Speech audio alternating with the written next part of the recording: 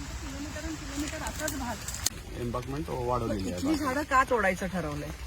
देताना काहीतरी त्यांनी अटी टाकली असती तुम्हाला, त्या काय आहे? तुम्ही काहीही तरी त्यांच्याकडे सबमिट केलं तरी ऍक्च्युअल ईसी देताना त्यांच्या ज्या कंडिशन्स असतात those condition supersede what ever you have stated.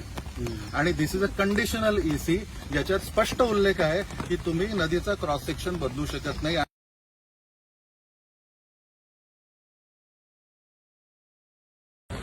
Without cutting even single tree, how it can be turned into a beautiful front?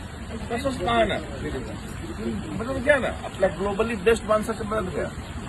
पण हे सगळे ट्री कट करून काय उपयोग आहे तुम्हाला? काही फायदा नाही.